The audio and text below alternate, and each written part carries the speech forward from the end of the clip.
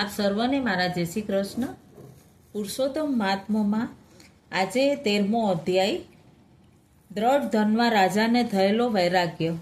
સુખદેવજી કહે છે કે હે મુનિઓ, સનાતન મુનિ એ નારદજીને દ્રઢ ધનમાં રાજાના પાપના નાશની જે કથા સંભળાવી છે તે સાંભળો. હેય નામના દેશમાં સત્યવાદી પરાક્રમી એવા અને બુદ્ધિમાન એવો ચિત્રવર્મા નામનો રાજા હતો.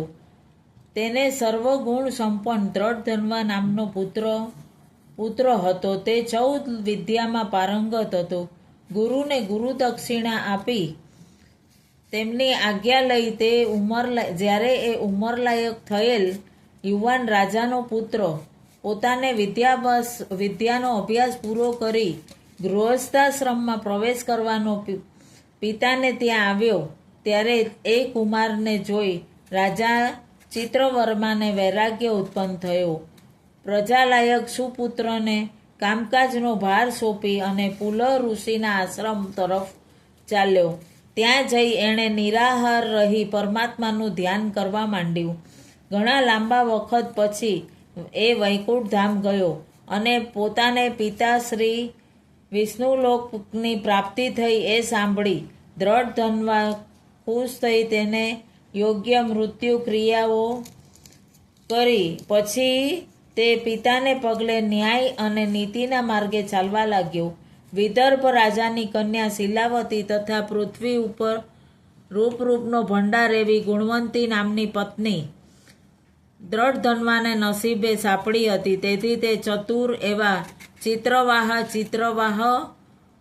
મણિવાન અને ચિત્રકુંડળ નામે 4 પુત્રો અને ચારુમતી નામની 1 કન્યા એમ 5 સંતાનો રાજાને થયા. એક દિવસ રાત્રે સૂતા દ્રઢ ધન્વાને ચિંતા થઈ, એવું તો કોઈ તપ દામ હોમનું મહાન પુણ્યકારક કામ કોઈ દિવસ કર્યું નથી, તો મને આવું મહાન સદભાગ્ય ક્યાંથી મળ્યું. આખી રાત એ વિચારમાં ગાળી. વહેલી સવારે ઉઠી સ્નાન આદિથી પરવારી અને એ પોતાના ઘોડા ઉપર બેસી શિકાર કરવાની ઈચ્છાથી વનમાં ચાલ્યો ગયો.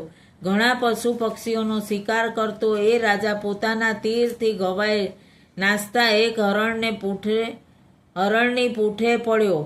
પરંતુ હરણ ભયાનક જંગલમાં એકાએક અલોપ થઈ ગયું. પુષ્કળ શોધ કરવા છતાં એની ભાળ ન લાગી. બપોર થઈ જવાથી તાપને લીધે રાજાને પાણીની તરસ લાગી. એવામાં એક મોટું સરોવર એની નજરે પડ્યું.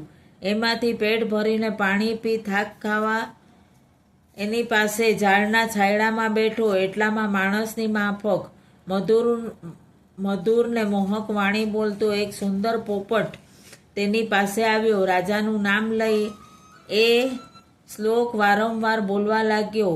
એનો અર્થ હતો કે હે રાજા, પૃથ્વી પરના સેંકડો ભોગવિલાસમાં તું રચ્યો પચ્યો રહે છે.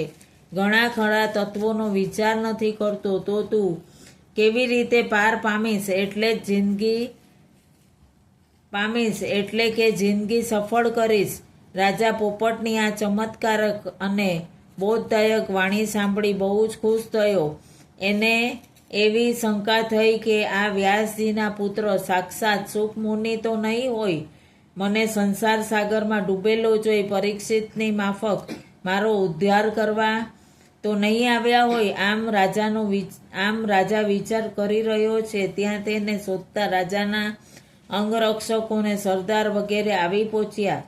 રાજાએ આમ તેમ આંખ ચોડીને જોયું તો પોપટ તેને બોધ આપી અલોપ થઈ ગયો હતો.